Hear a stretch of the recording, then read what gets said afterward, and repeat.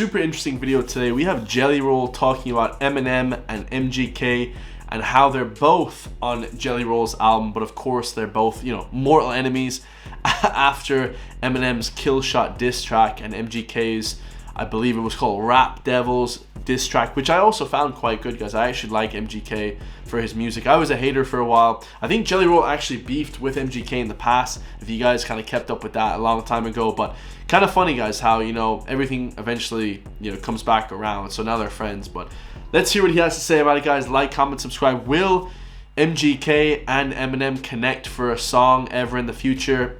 I have my doubts. I'll talk about it later on. Let's go. And I'm like, y'all mind if I tell this story first? Because it's hard to get it all. Please. Because I don't think I've told this one like his. So Paul calls and he's like, send the stems to the Save Me record. He calls John Manili, my manager. Now keep in mind, John Manili managed Jay for a while. So they've already worked. They have they're friends for real for 30 years now. Mm-hmm. They've been in the business together for 25 years. So he hits John Manili. He's like, yo, send over Save Me. I think Marshall wants to fuck with it. Somebody save me. You guys know that song? That's amazing. That song is on, I think it's the closing song to Eminem's newest album, The Death of Slim Shady. So Jelly Roll was on Eminem's newest album. It's fire. I love it, guys. I love Jelly Roll. Jelly Roll is one of my favorite artists of all time. Wow. And that's all he said. So me, I'm like, you know how rap works? I'm like, I'm fixing to get an Eminem remix. Ooh. Like, he's just going to drop a verse in my lap one day. Like, I don't know when, and I don't care. Whenever it comes, just thank you, God, And I had already told Kells that story back then. And Kells is a real friend. Where Kells is just like, yo, that's huge. Mm-hmm. Keep me posted. You know what I'm saying? Like, he's cheering for me. Like, at heart, his heart. That's kind of cool that the MGK would still cheer him on to do a song with Eminem, even though he's mortal enemies with Eminem. Heart is like, you know what I mean? Like, yo, man, I can't, you don't have a problem. Kells being MGK. Kells being MGK. He's like, yo, you don't have a problem. So this is like, I probably shouldn't timestamp it too much, but this is 18 months ago. Oh, wow. Yeah, so so I get to the point, I don't think it's coming. Yeah. I'm kind of just like, it didn't happen. It's whatever, it works. And then I get the call, it's like, yo, it's going on the record. It's closing the record. I'm like, what? Second single, they want to shoot a video. Now, keep in mind, me and Kells we hung out at the Grammys. We had both lost, and we ended up on what we call the loser tour that night. We went to all these like weird, crazy like Illuminati parties. It felt like it was so fucking weird, dude.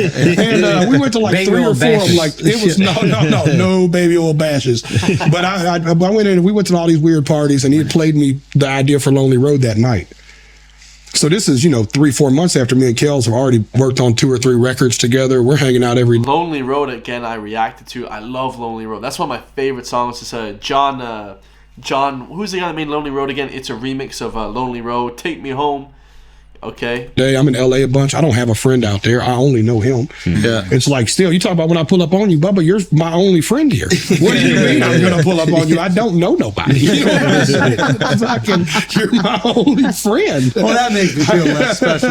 No. I'm saying, like, I love you. I'm looking for my Bubba. You know what I'm saying? So me and him are hanging every day, and I'm like, yo, this Eminem thing's real. I was like, it's fixing to come out, and they want to do all this. Now we're already in there. Now on the other side, John's having to do straight business with Paul. Like, hey, Paul, Kells and Jelly have known each other for 15 years, on and off. They were beefing. Jelly dissed him. I was a hater back then. It's a whole other fun story. Yeah. It's like, but they're so Jelly Roll and MGK had beef as well. MGK, I feel, beefs with everybody. I feel like he had beef with everyone, guys. It's crazy. Buddies, and here's where Paul's a good dude too. Paul's like, yo, man, we love Jelly, man. Just appreciate you telling us. Talking about Paul Rosenberg, the manager of Eminem. Yeah. Never got brought up. Wow. My heart is always to bring them together one day, because I see so much more of them in each other than they know. Yeah. You know what I mean? Now, I hadn't really brought it up to Marshall yet, because I'm just kind of glad that I'm still in that circumference to be able to have them conversations. Yeah. But I do see, like, there's so much more in them than not. But like I also gave Kel some perspective too, it's like, we all grew up watching Eminem take over the game early. Like, if you got mentioned in an Eminem song, it was like getting mentioned in a comedy special. Yeah. You were on fucking fire. Yeah. You couldn't be hotter if you got mentioned in an Eminem special. That's true. If you ever even got dissed by Eminem, you were like super famous, Like, Eminem has that line in a song. I think he said it in an interview before on Sway in the Morning or something. He said, like, I want to destroy you, but I also don't want to make you bigger, because every single time I mention somebody, as irrelevant as you say I am, then I make them bigger. That's Eminem talking. So like, is irrelevant as everybody says Eminem is. He actually makes people bigger, guys. Or an HBO special. Yeah. You know what I'm saying? An Eminem song or an HBO special is what you wanted your name to be brought up. I also think that beef between MGK and Eminem, like that verse from MGK was, I think, the most... It's underrated, actually. I thought it was rated. Like, I think most people looked at that and they were like, whoa, this was way better than I thought. And Andrew Schultz really has no idea what the hell he's talking about.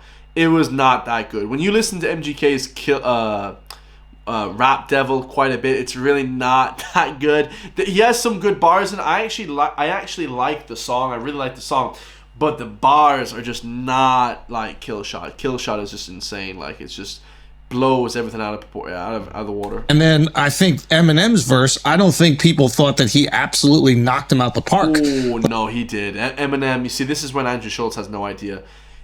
Killshot is insane, dude. When you listen to some of those bars and break down what the hell he's trying to say, one call to Interscope and you're Swayze and you're dead, basically. Dude, I'm telling you, Eminem is scary, dude, bro, when you're trying to diss him. Like, I thought that the reaction to it was, this is more competitive than we thought it was going to be. So I think that MGK's respect went up. Well, what's interesting is over time, it's changed. In the moment, I remember that being the response. And now when people look back on it, they're like, oh, Eminem ended MGK's rap career. Yeah. Because MGK transitioned into other stuff. And so I think the narrative got rewritten that way. So this Indian guy obviously knows more about it than Schultz. Like, MGK did switch careers, but I don't know, did he particularly switch careers because of Eminem? But at the same time, yeah, MGK did okay, but it's really not like as good as people said it was. It's really not that amazing song. It's just, yeah, he had a few good bars in it, guys. Like, but I remember in the moment people being like, "Yo, I don't think MGK necessarily got destroyed." Right. But yeah, only thing I'll say to touch on this, because I'm on a slippery slope. Yeah, you gotta be very careful. Just not. Is everything Andrew just said right now, I want the flagrant listeners to know he said to MGK, I watch y'all have this same conversation together, which I think is super cool. But here's how I feel. Look, man, they're going to get together one day eventually. Ooh. It's inevitable. The world's a circle. Mm-hmm. You know what I mean? And I think that they're going to find each other's heart more than they don't. And if they never do connect that way, I think that it did more for both of them than it did to hurt either one of them. Yeah. Whether either party ever fully acknowledged that. What MGK did after that, I don't think had anything to do with the beef as much as just heart and what his spirit was music. Because he technically dropped, I think, Hotel Diablo was the project right after the M beef. Don't quote me. But it was the mainstream sellout, and it was the Tickets to My Downfall that changed. Yeah. We're talking about a couple of the biggest albums. They'll go down as the biggest albums of this generation in pop, in pop punk and punk rock, and maybe in rock and roll, like new music from new recording artists. In 10 years of rock music, I think those albums will be the biggest selling. Mm-hmm. Yeah, so he's basically defending MGK right there, saying that, yeah, Eminem didn't end his career in rap music. He kind of just switched up. He did Hotel Diablo. I agree, guys. You know, let's call a spade a spade. Now, here's the thing, guys. You can't diss Eminem's daughter and really go for those, kill shot blows like MGK did and not think that you're gonna just switch up and just be friends again. That's not how it works. Eminem, in my opinion, will never reconcile with MGK. He didn't reconcile with his dad after his dad apologized for leaving him. He didn't reconcile with his mom after his mom tried to reconcile. He doesn't give an F, guys. Nothing. He doesn't give an F about his family. You think he's gonna give a shit about some random kid? No, dude. Eminem doesn't give a shit about MGK. They will never reconcile. Anyone that thinks that they'll ever be on a song together, you can figure about that. That is never going to happen. I'm calling it right here. County Gaines. Eminem will retire before he collaborates with MGK. It's never going to happen, guys. Ever gonna happen. I don't know how much more to express that to people, but Eminem hates MGK.